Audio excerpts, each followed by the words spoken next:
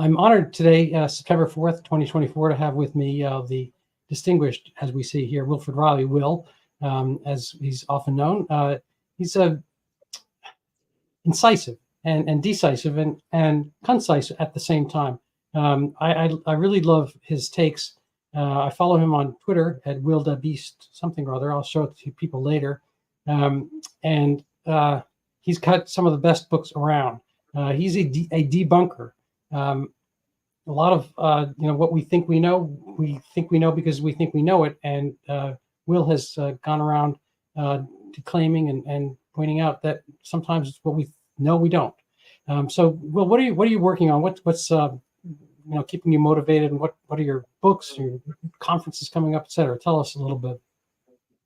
Yeah, so I mean, I'm a standard state U professor, other than the kind of media notoriety. So I'll be at the American Political Science Association conference basically tomorrow. Like, I'm going in. I think I'm in one of the mentoring panels. So I'm going in Thursday. I'll be there Friday. I'm presenting on Friday with Bob Moranto, who's my co-author. Well, I'm his co-author actually on a paper about policing following the Black Lives Matter movement. Shout out to Pat Wolf from Arkansas, who's done a couple of pretty good sized projects with both Bob and myself. So I'll be there at an academic event. But I mean, in terms of just in people noticing it around the world, the biggest book reception has been to my book, which is a popular press book with one of the usual provocative titles. It's a Lies My Liberal Teacher Told Me. And it looks at the educational system, and it's kind of a response to that whole genre of kind of, not to mock too much, but whiny lib books. Lies My Teacher Told Me, Bury My Heart at Wounded Knee, A Native History of America, 1619, A Black History of America, or An Untold History of America, whatever that one's subtitled. Custer Died for Your Sins, People's History of the United States, all of this other stuff. I'm responding and saying, like, all of these books say two things. One is that the United States and the Western world are arguably one of the worst societies in history, predatory, oppress the Indians, so on. You can at least argue that, but it's wrong. Most other societies have done the same thing at a larger scale when you look at atrocities and battle and that kind of thing. But the second element of these texts is that they argue that they're part of what online you might call the resistance. That the mainstream in academia and the media is composed of sort of people on the center right who keep saying that Columbus was a great navigator, or there were very few Native Americans in the United States when whites arrived. Slavery was inconsequential. This is the argument. This is the claim that's being made, and Jay Lowen, am speaking out against this. And I basically think that's nonsense. I think that the books I'm describing are the textbooks that are assigned in every high school. So what we actually see is a phenomenon where the American center left is in charge of the discourse. They control the mass media about 93-7. They control academia about 94-6. And yet they are presenting themselves as being oppressed by MAGA out there somewhere or something like this.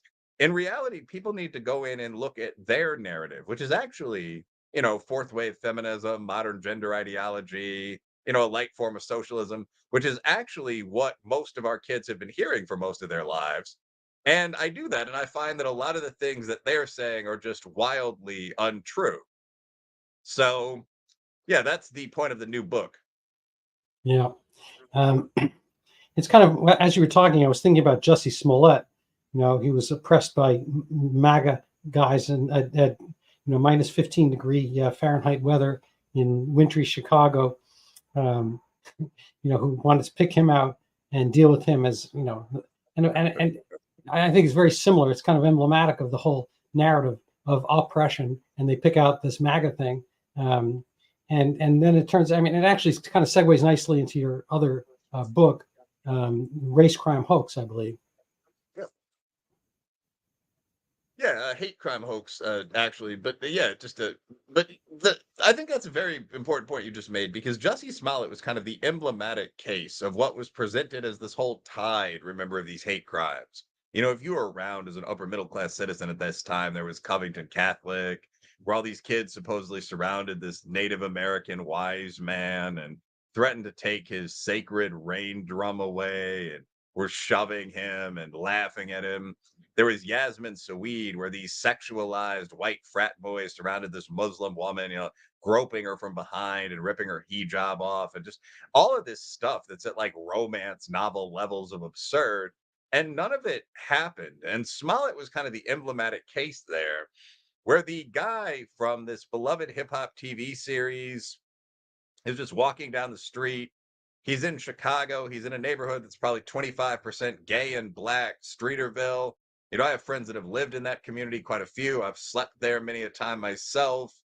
Can't you be safe anywhere? He's being followed back down the street by these people that are, they're wearing, what was it, Trump ski masks, and they're carrying ropes in their hands. They're wearing red MAGA hats. And he's beaten. He manages to fight them both off. He runs away with a noose around his neck. What are we? What kind of country is this under the glossy exterior? And it turns out that this was all predictably complete nonsense. Like, none of it actually occurred. And I really don't think that surprised too many people, but it was an interesting incident. It became the launching point for this book. Yeah, and I see you've got the This Is MAGA Country pulled up here. The Olsen Dario brothers, who are these two big Nigerian guys who are prominent in the Chicago gym scene. I mean, the whole thing is just insanely ridiculous. Yeah.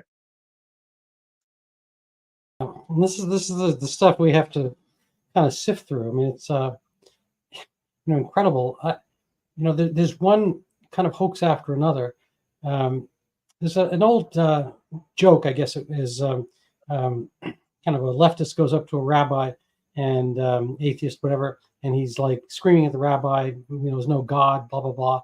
And the rabbi says, the God you don't believe in, I don't believe in either. There's always a kind of a false narrative presented. In the case of my late aunt, very pleasant woman, and she tried to keep up with the news, and my mom as well, her sister did. And they would be, they'd follow along the TV news, and so their assumptions were rigid and wrong about so many things. And it was, they had kind of a fight between the two of them for a couple, I don't know, 2-3 decades over something that, was big at the time, was money and inheritance, blah, blah, blah. And they didn't speak to each other for 25, 30 years. And I managed to get them to come together for the last years of each of their respective lives. So they had a kind of a decade on my mother's part and a little, I guess, identical till she died. Whatever. And they reconciled, and they chatted every night, and they came to love and like each other once again, blah, blah, blah. And it was really, I think, kind of a blessing for both of them to have each other in their dotage. And they watched movies of their, themselves at young. So anyway, something that nobody else on earth would care as much about. But when it came to Donald Trump, for either of them, actually more for my aunt, because my mother had already passed for the most part by that time. And I mean, Trump had been around before that. But anyway, when the Trump real phenomenon came around, only my aunt was around, and she was virulently, crazily anti-Trump. She'd go screaming. And it reminded me of that joke, like the Trump the Trump you hate is one I hate. It doesn't necessarily exist. It's not the one whatever. I'm not going to get the joke right. But basically, we wouldn't vote for that guy either. Like, he's not right, real. There right. is no He's guy not that's real. like But I raping said, women at remember what you thought about your sister for decades. You said horrible things about her. She said horrible things about you. And then, when you got together and spoke, none of that, you both were the same people you were before, and you had kind of like gotten in this whole whirlwind of slander against each other. And it was hateful and so forth. It pitted the whole families again, cousins and so forth. It had repercussions and so forth. And she couldn't really see that at all. It's like, you're seeing things through a lens when you hate each other, and you can't really see things through hate. And that becomes an issue. I'm sorry if I may, kind of blundered the example a little bit. No, yeah, I think that makes sense. I mean, the hate crimes thing, some of it came out of genuine back and forth hate in the United States, but I think a lot of it came out of, I think it was Steve Saylor or some other like verboten pundit who was talking about diversity, equity, and inclusion. And he said, some of this is interesting. Like, James Lindsay is not a dumb guy, which I'd say is an understatement. Some of this really is based around the Frankfurt School or whatever. But a lot of this is just blatant use of emotional appeals to try to get money. Like, when people say equity, what they want is the equity in your house.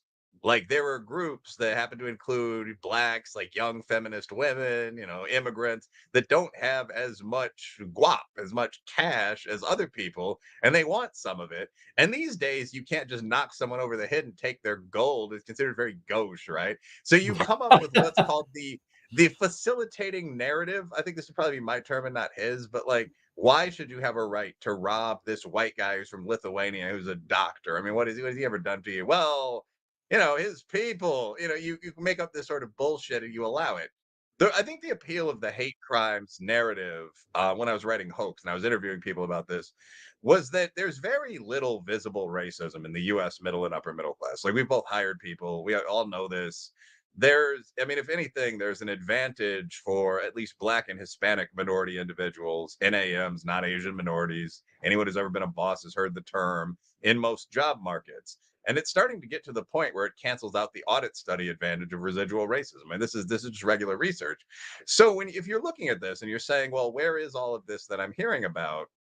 It helps if someone can point to the news and say, well, just look. I mean, you can't be an American Indian and walk down the street without being beaten by a pack of frat boys. You can't be Black and walk down the street without being attacked by Trump supporters. So I think that was why, like, these hate incidents were first done. Like, people did them to appeal to this broad sense of there's a great deal of racism in our society. I am a victim, and more than that, I want our allies, quote unquote, to stand with me. That was the pitch. And when that was done, I think other people were pretty quick to rally and say, "Well, look, nothing's changed. It's still Selma every day." And this goes on well beyond the hate crimes themselves. I mean, like, Kamala Harris has actually held rallies in Selma where she's like held up a ballot or signed, like, the Harris and Joe Biden signed their anti-lynching law in one of these Alabama cities, Hattiesburg or something. And the idea is, like, very little has changed. This is evidence. And in reality, this is all nonsense. I mean, that law was drawn up by those two politicians to deal with a quote unquote problem that hadn't existed for 65 years. The hate crimes weren't real, but nonetheless, the appeal is visceral. You can see it. Yeah. Now, it seems to be a shortage, and I agree with you. There's a slightly off-topic example, but that's what I do. um, Yeah. of the Susan Komen breast cancer cause. So every year for a while, the NFL wore pink in some month, October, something like that. Yeah. And as it turns out, I mean, breast cancer, nobody wants breast cancer, right? But the actual mortality rate from breast cancer has gone down vastly. But they have this statistic that 1 in 8 women are going to get breast cancer and so forth. And that's actually not quite true. If it's extrapolated, if every woman didn't die from anything else and lived to 100, they would get this kind of level. So they play with their data. And the fact of the matter is mammograms have been quite good. And in finding an early stage and whatever. So even if the breast cancer rate were to increase slightly for whatever reason, but it hasn't, there's more case finding. You're going to find more because of mammograms, but the mammograms make it so that when you do find them, they're not deadly. So, there's a lot of prostate cancer. Almost every guy, if he lives long enough, will get prostate cancer, but almost nobody dies from prostate cancer. It's similar in the sense that, again, nobody wants breast cancer and it can be slightly disfiguring and whatnot, but the death rate has actually gone down vastly. And we've succeeded. There's been no real cure for cancer per se, but cancers in general are far less deadly ever than they were before. The one that kind of, still out there is pancreatic because there's no good real, pre or early diagnostic method for it. But it's unlikely, and it's be an admission against interest for the Susan G. Komen cause to mention the I've a contributing crow, I think, out there. Everyone's a critic, he's That's crowing fine. the news that things got better because then you wouldn't donate. It seems to me that there's hate crime. They're supplying a need. Somebody has to manufacture this because there's a supply and demand aspect to it. Yeah, I mean, I think that's basically this is something that a lot of people. I mean, one of my first TV show appearances ever was with Tucker Carlson, and I had some interesting interviews recently. It's his business, but so one of my first TV shows ever was with Tucker Carlson, and basically, I think it was his line, not mine, was that there is, in economic terms, a much greater demand for racism than there is a supply. And part of the reason for that was that there really is this sort of established enterprise of people that are in the civil rights game. And this sounds like something that we kind of say on the center right to work the refs. Like you got a bunch of businessmen here bitching and griping about like our opposite number across the negotiating table in suits, Jesse Jackson and Al Sharpton and Barack Obama and so on. But it's an empirical fact. Like there are a very large number of these organizations. I give to the NAACP sometimes because they do good work in local communities. But there's also the Urban League, the Black Business Group. I mean, you've got Jesse Jackson's Rainbow Push. It's fallen off, but it's still $50 million a year. You know, whatever Al is, the National Action Network. You have the Young Lions, like BLM, Global Network Foundation, which raised billions of dollars, if I recall correctly, during the George Floyd panic. You know, I mean, you have this stuff that goes into other fields, Council for American Islamic Relations, Human Rights Campaign. So all of these groups exist on the basic theoretical premise that the USA is still really defined by a lot of ethnic and group conflict. Otherwise, their existence doesn't make a ton of sense. And if that's no longer true, and it really is no longer true. I mean, it's like what you're talking about with breast cancer. I mean, in the United States, the classic definition of bigotry was always, do you object to the other man to the point where you wouldn't date a pretty girl of that group or where you wouldn't work for someone of that group? This is known as it's the interracial marriage question and the work for, vote for question. And based on looking at the interracial marriage question, I mean, right now, about 94% of both whites and blacks say that they, as I recall, are comfortable with interracial marriage, like for themselves. Similar percentages of people are comfortable with a close relative marrying a black or a white. So there's not really, I mean, would you vote for a qualified black person, Hispanic, white person in a marginal group, Italian or something, a Mormon? Most of those figures that I just gave are 8%. I mean, only 8% would not vote for a qualified African American in the same political party. So when you're actually looking at the level of bigotry that's out there, it's extremely low. But there are a very large number of people that have committed a very large amount of time to being the anti-racist racism fighters, TM. And it also, a sideline, it's funny that you can call yourself anything, and a certain chunk of people, especially on the left, will take that seriously. So, like, I mean, I really got a kick out of it. Like, I mean, I was a college kid, and I was like semi-radical when I was in college, and I've like been in scuffles both with and against Antifa, and it was crazy to me when people were describing actual like black bloc warriors in like full all black with like beetle face helmets on and Guy Fawkes masks as like anti-fascist protesters, and it's like, no, that's the left wing Proud Boys, but a lot worse. Like you can't just give them their own name. You can't say like the gangster disciples are religious African American businessmen or something. That's not how that works.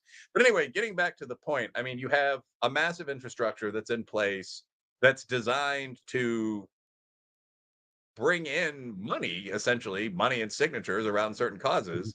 The initial problem that those causes are fighting is almost gone. But I mean, does anyone really think Ben Crump or Al Sharpton is going to take their this $4,000 three-piece Brooks Brothers custom suit and their cane with the ivory head and just go back to handling local divorce cases? I mean, of course not. So it's the same thing. I didn't know that about Susan B. Komen, by the way, but I'm not surprised. Yeah, it's it's interesting times we live in. There's a article I read 1,000 years ago when Bill Clinton was president. He liked this book called Reinventing Government, if I recall, by David Osborne, and they wanted to do something about it, to reinvent government. They wanted to reinvent it, and the thesis of the book is similar to this. That is that a lot of government agencies. They don't want the problem to go away because that would take away their rationale. So, for instance, a fire department. I mean, obviously, they're going to have a fire. They're going to come fix it, but they would be theoretically sad if fires went away completely, because then over time you wouldn't need a fire department. And so this, they want to be wanted. We all want to be loved and whatnot. Ironically, that hasn't quite played out. I mean, there actually are more firemen per capita in the United States than there were 35 years ago. And I think they're 10% the number of fires per capita of significant value than there were. So like the breast cancer thing, fires have disappeared. We have addressable alarm panels. We have smoke detectors. We've got sprinkler systems. More things are up to code. The building codes are more stringent, blah, blah, blah, all this kind of stuff. So that significantly, say $1 million fires or multi-death fires don't really occur to the same extent. They were like an order of magnitude fewer than there were.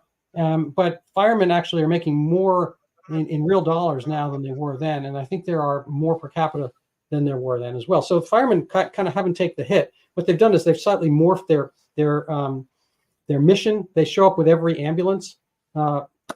Why? And every time there's something happens on the street, once or twice a year, an ambulance shows up. There's a fire, 2 or 3 fire trucks. Like, why? But it's like, I think they just want to be associated. We are those emergency guys. If the EMT for some reason, they zap the guy and it goes on fire, we're there. I mean, it's nonsensical. But you'll always, I don't know where you are, but you'll always see a fire truck with an ambulance. And that's clearly because they don't have enough fires. You don't see the policemen showing up, when the Amazon guy is here or whatever. I mean, there's no such duplication of any task, but they're on your payroll. And again, I like firemen. And I like them, to be there if there's a fire. Don't get me wrong. But you just don't necessarily need the same manpower equivalent as once you did. Yeah, no, I think that's interesting. And the deep point there that society is afraid to transition, I think is very important. Yeah, by the way, that's the same everywhere. Like in Kentucky, I dated someone who was an EMT and kind of asked about this. Like, so I noticed how like half you guys are female and half you guys are male, and you're not based out of the firehouse. Like, what's the whole deal with that? And she explained it like, well, the firemen are the transport mechanism for these other people who are EMTs and who are like it's a whole complicated thing that gets into like union contracts. But yes, I think the basic idea that if there were more fires, firemen would not necessarily be the first what is their term is like the first responder of first choice or something like that. And I'm not like you, I'm not at all making fun of firemen here, but I think that if there were a great number of like 5 alarm structure fires, firemen probably would not send an EMT and a junior firefighter to take people who have heart attacks to hospital emergency wards and this sort of thing.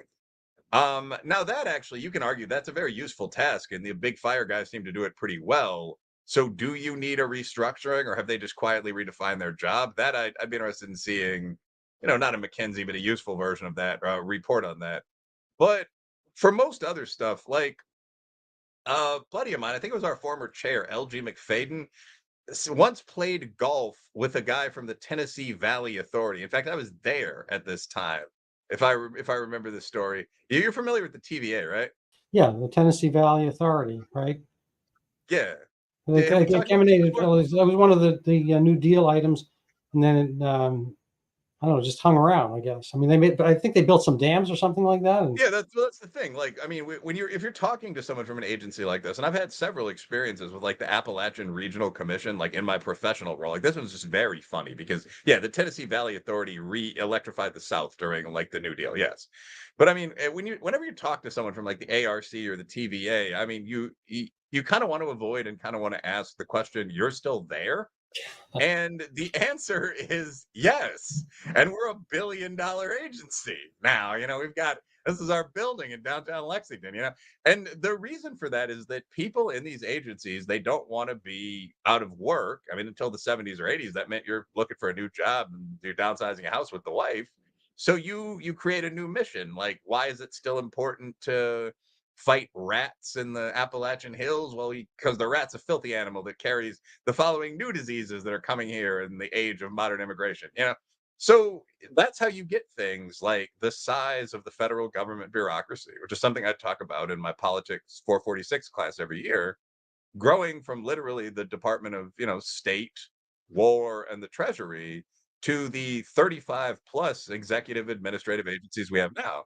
And it's a similar thing in the context of the NGO bureaucracy, right? Where I mean, what I focus mostly on is the money wasted in race pimping, but I would assume it's no better in anything else. I mean, you're a medical man, so in the world of disease, like I mean, anywhere you have charities that are at a level where they can throw galas, like your money's being wasted.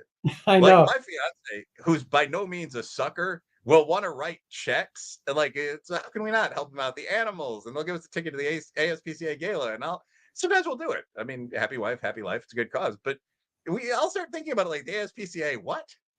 And they need to be out there saving dogs and neutering, wild beasts. Like I don't really see why we'd be going to this ballroom dance. So anytime you have something where there's a flexible, redefinable mission and there are alternative routes for your money to go down, I think you're looking at a very high wasted situation, probably. Yeah. No, I don't doubt that. Um, I'd like to segue to. I'm not sure I'm going to get the word right. Otherkin. Um, Oh yeah. yeah. Are you working on? We'll have to. You'll have to define it for our audience and tell us a little bit about your recent forays and what kind of work you're on. Are you working on a book on the Otherkins et al? I mean, tell us what it is, why. Well, one of the things I've been doing a lot of work on recently is kind of the topic of like modern human mating. And I get the feeling that this could and I get the feeling because people have told me this, that this could very easily become another kind of, low but real best-selling book. Now I have pretty good relationships with Regnery and HarperCollins, so I mean I'd want to run that by them. And if they say they'd be interested in seeing something else first, I mean that's probably going to get shelved. But I mean, like, there are a couple topics that I think are interesting. Like, one is the very rapidly declining human fertility rate.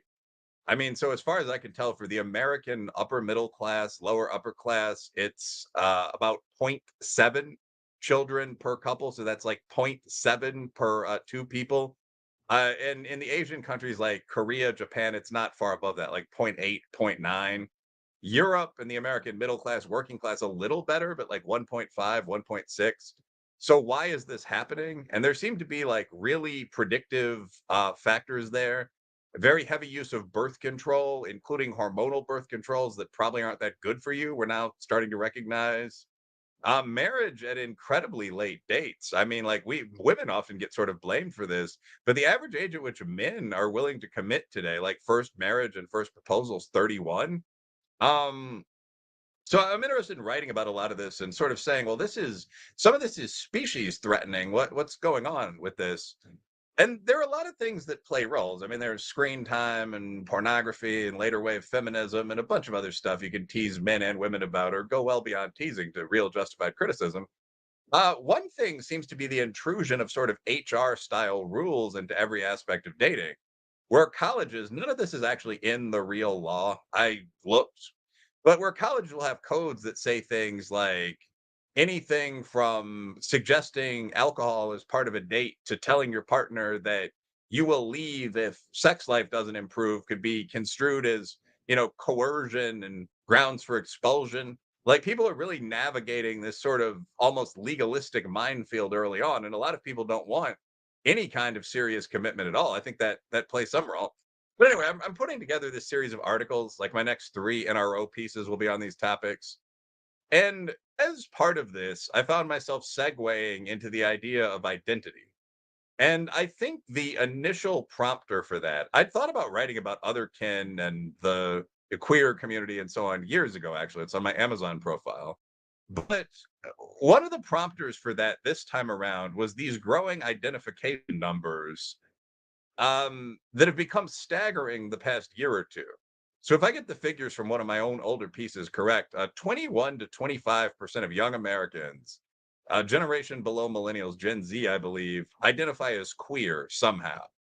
So they're not necessarily gay or lesbian. In fact, almost none of them are lesbians, but they identify as trans or non-binary or asexual because it's getting so complicated just to figure it all out. Or the flip side of that is bisexual and aromantic, so it's extremely promiscuous and into both sexes. So you have this core thing of like, I can be anything I want. Like as a woman, I can say that I'm a man and then sleep with 100 men and describe myself as a slutty gay man, and no one has a right to criticize any of this. And this isn't just some marginal thing that people are talking about on the right. Again, this is 21 to 25% of young people, youth actors. So while I was researching this, one of the things that popped up was, and this is a real thing, let's look up the Wikipedia and Britannica for it right now, was this idea of otherkin. So Otherkin. So otherkin, this is either Wikipedia or Britannica. It's just dictionary at the top of the page. Otherkin are a subculture of people who identify as partially or entirely non-human. Some otherkin believe their identity derives from spiritual phenomena, such as possessing a non-human soul, reincarnation, or the will of God, whereas others believe that they are animals. So there's a woman called Lupa who believes she's a wolf. And if you go down through this stuff, I mean, like there's Otherkin Wiki, there's Reddit r/Otherkin, there are 13,000 followers. And all this has been growing very rapidly in the past couple of years. So, like, our Otherkin's gone from 1,000 to 13,000. There seem to be about 1.1 million people total that are now saying, well, I don't just define myself as trans. I don't just define myself as queer. I define myself as a bisexual wolf. And again, it sounds like a joke we would make on the right, but I would encourage anyone who thinks it is to just search Otherkin meaning. So this is one of those things that is part of the general book on mating, on changing norms I would write about. But actually, and the last point on this, Randy, there's a real question here. To what extent are we willing to say that citizens can just define as any goddamn thing they want to? Because with the trans woman conversation, we've really gotten to this point to an insane degree. Where did you watch the Paralympics? I didn't watch the Paris Olympics nor the Paralympics. I watched a little of both. Now the Paralympics, I'm not going to pretend I'm woke enough to normally watch like wheelchair racing or something, but like but I mean, like, 50 pounds ago, I was a pretty good track runner, and I actually enjoy watching track. Like, I like watching like a mile race, and it's hard to find it on. I enjoy swimming as well. And it's hard to find it on American television. It's either incredibly bad, like high school, just local teams, or it's like it's in Spanish or Italian or whatever. Mm-hmm. But so during the Olympics, I'll always record and watch that. But I was watching the Paralympics track finals, and it struck me that one of the contenders was a 50-year-old man. Okay. So it's all these young women who just they're missing an eye or whatever. There's a reason they're in the Paralympics. They're 1% behind the people in the Olympics. It's a great race. And then there's the 50-year-old guy. And the 50-year-old guy finishes like ninth. Like, he doesn't make the podium. But it's one of those absurd things. It was like watching Leah Thomas compete in the women's national swimming championship, which I also watched, and Leah Thomas finished first in the most important race. So you're watching all of these women that are among the best athletes in the world. And I'm kind of interested, like, oh, who's going to be representing us in the Olympics? And then you see this guy who's half of a pool length ahead winning the race. And you're thinking, this is just unbelievably, astonishingly absurd. We've taken the idea of gender that people used to use in the sex positive community when I was a kid. Okay, dress how you want. And we've sort of confused it with sex. And we've said, okay, this is literally a woman. And so we're allowing Will Thomas, the 319th ranked male swimmer from Penn, you can just look him up, to go against the women. Anyway, so I think if we're going to allow that, I don't really see how we can stop someone from identifying as a barnyard animal. No, it's a good point. I actually try to stick with William Thomas. I point out that if you take the WILM from William, you'll come up with Leah. And that's pretty much only those four letters are, I think, the only thing he excised from his persona. And he did it lexicographically, not physiologically. So, everything else is still there. Whatever bathing suit he decides to put on, like a onesie, bra strap, whatever, it's still a 6'3" or 4" guy with autogynephilia. It turns out. I don't. I'm an old guy, and I was kind of on the left. Most of my life, I was the head of the McGovern committee at my high school one year, and that's such as there was one. There wasn't really much of a committee. But so it's not like I grew up with a strict background, but a lot of the stuff is just kind of like, well, where do you draw the line? I think that's, people, I'm sure you're familiar with the concept of begging the question, petitio principi. When you put something in evidence, part of your question that is invalid. Megyn Kelly had a show on the William Thomas controversy a couple of years ago, and she had on, a lot of the, famed women athletes. I can't remember all of them, but let's say on the level of Billie Jean King and Martina Navratilova and so forth, and others I hadn't heard of. And they kept talking about Leah Thomas, and what is she going to do? Maybe she shouldn't be in this race. Maybe she should have her own race. Maybe she should be racing other women like her. And it's like, dude, quote unquote, dude, you've already lost the argument when you are stipulating that William Thomas is a gal. This is the old slippery slope argument. But you know, I think women have been harmed by this. You know, my basic concept is that many things can be in the free market. You have the virtuous circle, and people can both benefit by a transaction. You know, the Lakers need a center, and the Bulls need a guard, so they, you know, each trade one to the other. They both get better, and this is the nature of trading, making everyone economically better. But with rights, you don't have that. You add a right to somebody, and you're taking it away from somebody else. You know, your right to express yourself as a 6'3" guy in a women's race takes away everyone else's, you know, opportunity, hopes, and so forth, scholarships, and whatever, to be that girl who's the best. You know, he spent their whole life doing that stuff, and it's like these things need to be seen in the aggregate, and we have kind of specialized the rights to certain types of victim class. And I think this is part of, you know, this Marxian critical theory and intersectionality, which is an offshoot, and it's a rock paper scissors world where, you know, where your old kind of cachet of being X or whatever is taken away by something else which is more victim-ish, and that kind of keeps multiplying. Yeah, I mean, I think that's correct. There's not really that much to add there, actually. But I mean, so for me, the whole thing with this is that it's patently absurd, I guess. So I actually have a very simple philosophy of life. Like, and I'm very grateful to my upbringing to some extent for this. Like years later, like a couple of years ago, I read about Thomas Sowell. And Thomas Sowell was a smart guy. He tested as having a very high IQ early in life. But he just kind of lived his life. He went to a good Catholic school in New York City, mix of blacks, Irishmen, Italians, a Catholic school. He worked a regular job. He was a delivery boy for Western Union. This is probably back in the era of telegrams. You know, he had a sweetheart. He joined the Marines to kind of get out of the neighborhood. And so for the first 20 years of his life, he was certainly, this is the North, not the South. He was treated respectably. He was a good lower middle class citizen, had a tie on, but he wasn't treated as though he were any sort of rising prodigy. And he wasn't surrounded by the stupid theories of his day, which would have likely been fascism, vulgar Marxism, and the like. He just got to observe the world as a guy with an IQ of 150 and figure out what he thought. And he figured out the theories that he used throughout his life. And I had a pretty similar experience. My mom was an inner city school teacher. I grew up in neighborhoods like the south side of Chicago, lived in the Bridgeport region, at least briefly, moved to the north side, Wicker Park area. Grew up on the east side of nearby Aurora, the working class part of the city. And similarly, like I was expected to be a student, I was expected to be an athlete. I graduated, I went to a perfectly good regional state college. But until I was about 22, 21, I was finishing up chunks of law school. I didn't really hear about a lot of the insane postmodern ideas of our time. I just learned basic logic, I learned math, hung out with my girlfriend, that kind of thing. And I figured out my basic philosophy, which is that unless you're very religious, there's probably no ultimate right or wrong.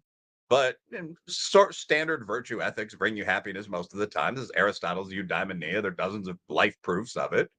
You know, in life, I'm a liberal in the classical sense. I'm conservative in my day-to-day life, but you know, I think that there's objective truth that can be known, and there are famous examples of this, like the debate where the postmodernist gets punched in the nose and so on. So I just went into the fully adult world with this sort of background set. And so when I'm watching the something like the Will Thomas or the Leah Thomas race, my starting point is like, well, that's a man racing a bunch of women. How do you know that's a man? Well, because a man is a male member of a gametically defined predator mammal species. I mean, it's just, there's such a base of knowledge there that you don't need to engage in this play conversation about gender and so on.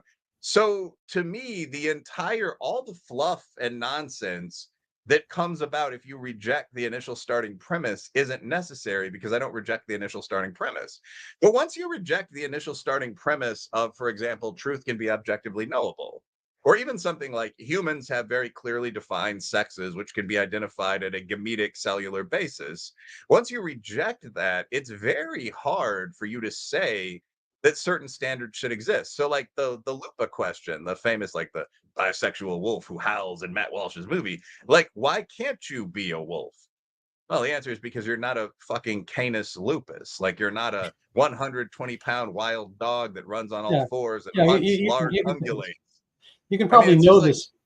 You know, the funny thing, the dyad that I always point to is like who were your parents? What were your parents?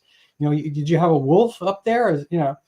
It's kind of insulting to think of mom or dad as a wolf, and so the odds are, I mean, it's pretty much, I'm only a medical doctor, but pretty much everybody I've met was born from a man and a woman. It's like the woman got pregnant from the man, and there you go. That's your dyad, and everything else is Halloween. It's pretendish, and you're welcome to do that. I've met, when my kids were growing up, I met young kids who insisted on being, labeled, called Batman, or insisted on being a cat, insisted on this kind of stuff. There's obviously, we've probably all seen these little, videos. There's one I really like where they ask some liberalish people, it seems, would you let your kid get a tattoo? Would you let your kid, buy beer? Would you let your kid buy cigarettes? Would you let your kid do that? No. No, those for adults, marijuana, et cetera, one after another, all these things. What about, castration, basically? I mean, they don't phrase it that way. What about, transitioning? Oh, absolutely. They know what it is. It's like people have lost all reason. And this kind of, I live in a nice leafy suburb, and we're on a riverside nearby, and I see a lot of geese. And people always say silly goose or dumb as a goose, and goose egg is when you don't have anything. But if I go near the geese when they have goslings, they are violent. They will attack you. And my dog steers clear of them because who knows what they're going to do. But if you go near one of their kids, I mean, they're very protective of their children, and they're just geese. Their brains are like you could probably fit in one of your like distal digits there, and it's like. The concept, every animal on earth protects their young, and we are sacrificing our young. We have like the 0.7 kids, and if you've ever seen 70% of a kid, it's not a pretty sight. Speaking of, I'm not, that's not a Paralympics joke or anything like that. I'm not joking anyway. But you have so few kids, one does, and then you're going to put some of them up on the altar. We make fun of the Aztecs for like sacrificing 72 or 13 or whatever number of virgins for better weather, but you're sacrificing your kids on the altar of an idea that is clearly unprovable and recent vogue, and at the very least lineage ending. That's the end. Your grandkids are gone, as far as that goes. Yeah, I mean, I think that's completely correct. There's actually a fairly deep and interesting point there, because I mean, when you say that this has parallels to something like demon worshiping Aztec religion, this has parallels to the worst intellectual ideas in the past. I don't think that's a coincidence. In general, only an intellectual trend or an actual element of religious faith can make people behave in this idiotic of a way. So I mean, that's why there's one of the most famous cliches of all time is you have to be very well educated to believe something that's stupid. Like one of my core beliefs is that life is very simple. Like I do not believe that ultimate right and wrong and the Sky Father is watching us sense exist. I do believe that actual virtue ethics are the way to behave, because humans are a pack hunting species that makes you happy to basically be good. I believe that there are 10 or 12 things like getting money and land, finding somebody of the opposite sex that you love, having children most of the time. Although I actually don't have children, I'm quite happy. But I mean, cooking. There are things that are almost always going to bring you happiness. There are things that are almost always going to bring you unhappiness, hard drug addiction, and just on and on and on. And you could go through the historical and even ancient parables discussing this. The sirens and the lotus eaters and so on are stories that are 3,000 years old and that have survived for a reason. And you would have a pretty good understanding of what it is to be human. And these same parables recur in all advanced cultures. I mean, Chinese, Greco-Roman, Western European, West African, so on down the line, North Asian. Um, so I guess my point is that most really bad ideas come from someone complicating this simple reality on the basis of a bad idea. So, I mean, the idea can be something like, what if the simple reality we see is an illusion? and the dangers that exist within it are created by an unusually predatory suite of gods, and the way to placate them is with blood. You might correct this, but as I understand, that's the basis of Aztec religion. There's a concept similar to the Hindu concept of Maya, and there's also the idea that the gods drink blood for whatever reason, preferably virgin blood. The Aztec and many other Mesoamerican religions, by the way, are extremely bizarre. I mean, evil in mundane terms, and I think a religious person would say possibly of demonic inspiration. But anyway, so if you believe that, that leads you to a place where you are literally taking honorable warriors from people you fight, and sometimes your own children, and sacrificing them and eating them. The the problem is that a bad idea has interrupted the rather simple progression of life. You've added something to the suite of things that you need to know to continue to exist, and you've made that the most important thing in the suite, and you've started building on top of it. And most woke ideas are pretty similar to religious ideas in this sense. Yeah. So if you approach a woke and you say something like, well, this whole gender thing seems nonsensical, sex is binary, the responses you get are literally things like, but what if it wasn't? Okay. I mean, to me, I sound almost foolish talking about this. There is no but what if it wasn't, because it is. I mean, attempts to disprove the sex binary that I've seen, and I've reviewed a couple with the biologist Colin Wright, they seem to consist of just taking stereotypical traits and stacking some over here and some over here and saying, look, Yeah. there's a spectrum. But that Yeah. doesn't disprove the reality of the fact that there are two gametic types. Like there's no spurg. So anyway, but like once you get the bad idea and you start building on the bad idea, you can build anywhere. So if you say, well, sex and gender do exist on a spectrum, the next step would be, well, how many sexes and genders are there? And then you can create an entire academic discipline devoted to discussing this. Yeah. Now it's an interesting thing. Again, a lot of this is kind of intersectionality and, um, kind of applying for victimhood. As we mentioned before, it can be very lucrative and so forth. Um, there are two kind of topics that come to mind, and as we kind of round out the hour, maybe you can do one or both. But you're kind of the world expert on the Karen episode, one of the world experts on the Karen episode, Central Park. I saw a video. I think his name is Ryan Long. I don't know if you saw this recently. He is pretending he's an actor, a comedian, I think, and he's got these short reels, and he's acting like kind of a pipe smoking.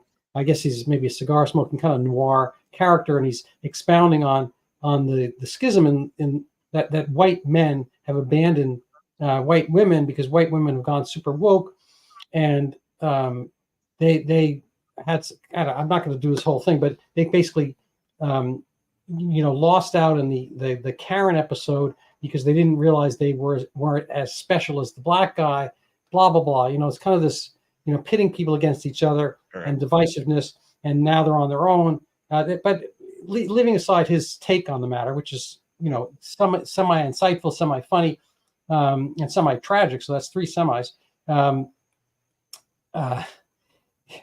What happened with the Karen episode, and where does it all lead when we have all these kind of schisms? And then the last part of the question, I guess, the part you can pick or choose from, is that seemingly on the woke side, we've seen this Palestine, Free Palestine movement, and that the woke-ish people are allied with the Islamist people, and there's a marriage of convenience of sorts, which might be the only marriage that some of them ever have.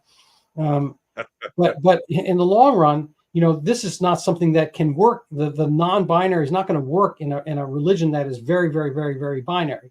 The Hamas fighters, all guys, the things they did to the women, weren't part of their group, were horrific, horrible, not really, worth. It's horrible even to think of, to repeat, so forth. How does this all play out? So, if you want to start with the Karen thread and work it up to this other theme, please have at it, or not. Yeah, so I mean, the Karen stories to me were sad and silly most of the time. I mean, almost none of those women did anything wrong. I think that white women, so Ryan Long's having fun with that, and I've heard a lot of other white men and some employed black men say like, "Oh, ha ha! Now you ladies see what it's like." There's almost an element of having fun with this.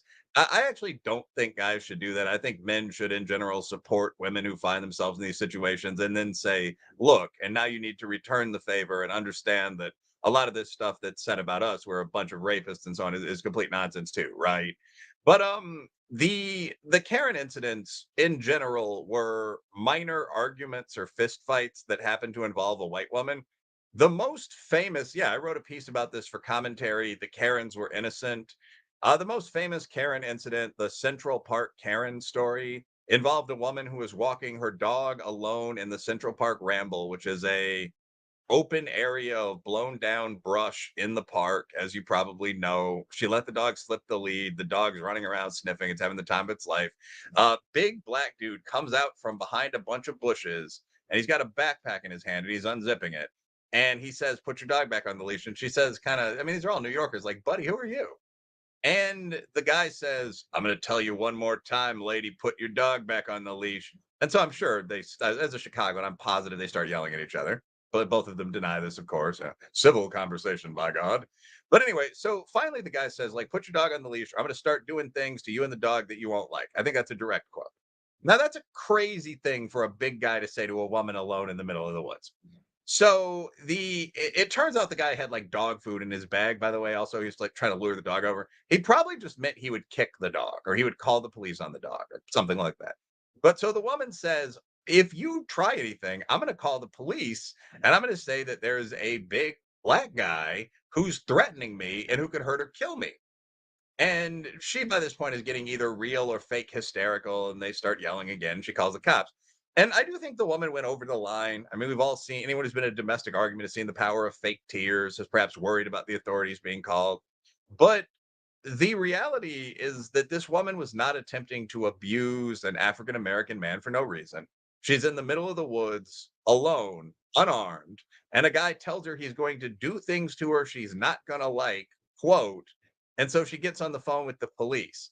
And she doesn't, by the way, it's not with vigilante friends of hers. She neither has a gun. She calls the cops and asks if they can come sort out the situation.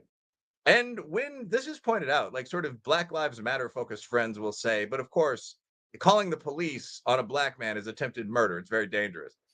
No, if you believe that, then you could never call the police on a black criminal. It would be morally iffy to call the police on an actual rapist or robber because murder is an even more serious crime than those are. And I don't think that anyone believes that at any level. By the way, the actual number of unarmed black men who were shot by the police. So a couple levels. First of all, again, their ultimate right and wrong don't exist. So if someone tried to rape or rob you, obviously the normal reaction would be to kill him and to have him killed if possible. But I understand that there are people that would have a moral issue with that. So you'd actually get into some pretty complex moral discussion if you believed that the police were going to murder every black man they ran across. In reality, however, the total number of unarmed black men that were shot by on duty law enforcement officers last year was 12. So the argument that there's something dangerous happening when someone's saying, "I'm going to defuse a conflict and bring in the law," is nuts. It's an argument against civilization. So that, I mean, that's a situation where I would say maybe the line was crossed with some of the things said into the phone, but there was no harm done at all. And all of the cases were of that kind. I mean, one involved a pregnant nurse who attempted to check out a bike that she paid for from an e-bike stand, and a group of black kids, it looks like they might have semi-legitimately thought they paid for the bike. They don't necessarily seem to have been thieves, but they tried to take the same bike. And again, it's one of those New Yorker situations, like, "Get your hands on, no, you." And they're pushing each other, but you don't push a pregnant woman. It's different from them versus me and my friends. So the pregnant woman falls back. She's shocked that this is happening. An altercation breaks out. I believe again, police are called, and she is stereotyped as trying to steal the bike from this group of like young black fighting men while pregnant. It's not seen as them taking it from her. It's not seen as a misunderstanding. It's seen as her trying to use white tears or whatever to rob. I think that's pregnant privilege. Yeah, pregnant white woman privilege, just like her tears were flowing. They know how they are. But I mean, I think that was the one that semi-radicalized me on the Karens, and I think that just made a lot of people say, okay, this is idiotic. Like, eh, urban African American men commit a fair chunk of crime. And so do urban men and all the other groups that compose my genetic lineage and my friend group, Irish American, Hispanic, Italian American, what I've been as well. I mean, but to compare this group of young males with this pregnant nurse and say, well, obviously the pregnant nurse is the one likely to be at fault statistically or morally Well, is, yeah, it's to engage in it's just well, crazy absurdity. these things are done by evil prosecutors.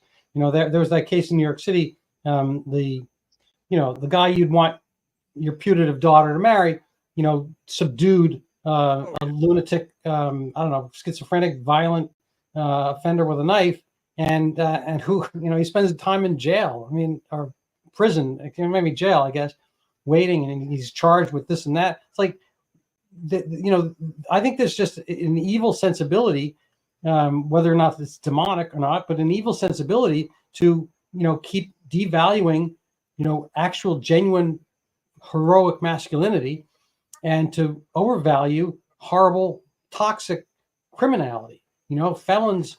It's a ludicrous situation. As far as having your offspring marry somebody, I had an intern probably 10 years ago for a little tech startup I had, and nice guy, and he'd gone university and dressed nice, anyway, spoke well, and just in haphazard conversation, it turns out he thinks that prison should not exist. No. And of course, I didn't want to escalate the examples initially, but at one point, it's like, okay, so your sister, I don't want to even say it, but is horribly hurt. Raped and yeah. It's like he's you talk to that guy, you talk to him, and then how is that helping like the next young girl? So just chat with him and let him go. I mean, it's just catch and release with piranhas. I mean, there's that joke about the snake and the mouse. I don't know if you know this one, but it's not a joke, it's a parable. The snake and the mouse are caught. Mouse is caught on an isthmus when the tide comes in. He's on an island, and the scorpion or the snake, whatever, says, ride on my back, I'll take you to land. He says, no, I can't do that. You're a snake. You'll eat me. He says, no, I promise. Get on my back. When you get to land, I'll give you 30 seconds, and then I'll let you go. And so the mouse has decides scared. It gets on the snake's back. 5 seconds later, the mouse, slips back and eats him. And, all the mouse is going down. It's like, why did you do this? I'm a snake, and I don't think that every felon is a snake, but at that moment they are. And it's like you don't get them to unsnake by absolving them of their snakiness, or their felonious nature. I think it's like not helpful, unless you become a kind of a felonious monk. Yeah, no, I mean, I think there's a real reluctance among a lot of social scientists, and I think again this category we've been kind of picking on, like conventionally good middle to up middle class people in general, to recognize human nature. And because I've read really broadly in the social sciences, like one of my goals is to be sort of the next Tom Sowell, if I can't ever manage the time and the talent, but to write as kind of a polymath about things that are just interesting that I think could help mankind. But I mean, if you read broadly in the social sciences, it's amazing how widely dispersed this kind of, I think of it as a post Franz Boas view, but this blank slate, man is good, Jean-Jacques Rousseau idea is. I mean, like in anthropology, there's actually a book called Constant Battles, where like a formal military officer who became an anthropologist got so sick of the discipline that he actually finally said, like, look, there are hundreds of these books that argue that humans used to be peaceful, and they're all in societies where we can't read the languages yet. Like, don't you think that's a coincidence?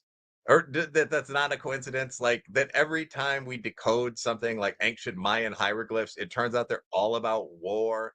Like, there's just a reality of who humans were, and it was never peaceful, leaf eating, Right. semi-animalistic. Insofar as humans can get along, I've had George Gilder on my program twice, and he's brilliant.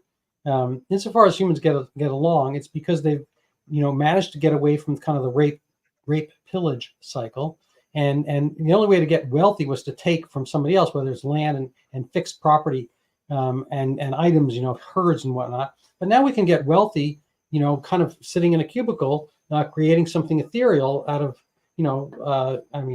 computers like made out of sand and lightning and so forth. We take these elements that are primordial, as the caveman had, but we can take and make them into glass. We can take the rocks and turn them into wires. We can make the waterfalls bring us energy. We can do all this kind of stuff, and we can communicate and make our lives better, and have basically the creation of this worldwide robot where things can come to us on almost a whim and a demand. You can conjure up that you need a golf ball, and you can have it in your house the next day. And to make one would take you probably 100 years if you do, and maybe never. We have the incredible ability to have so many finished items, and still we're not satisfied, and we go after each other, but only on the aspect where we can have aspiration to hope and create something will we get some peace from all this, I think.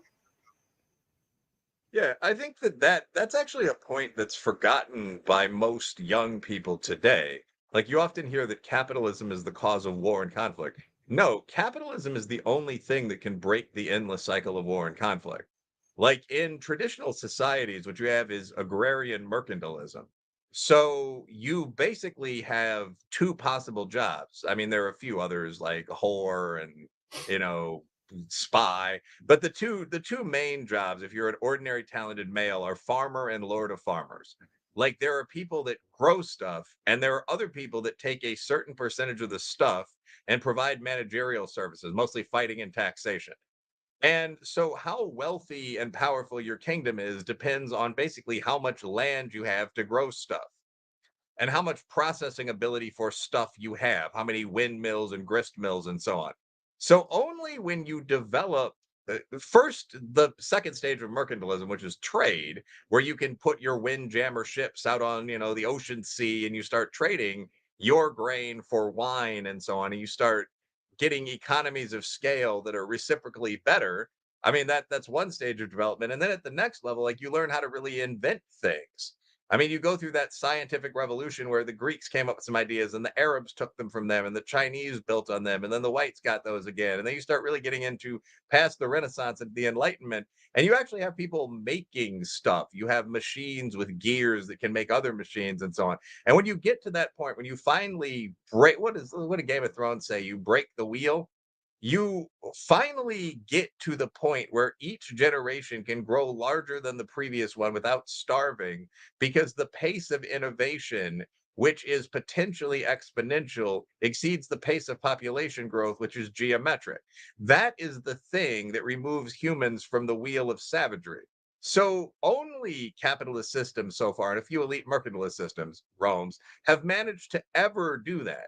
The system that hippies have in mind, which is like, you live on a communal farm with your wife or your mate and four or five of your sons who are skilled spearmen, and you raise goats and you hunt in the surrounding fields. It's actually beautiful and wonderful, but only for a generation or two.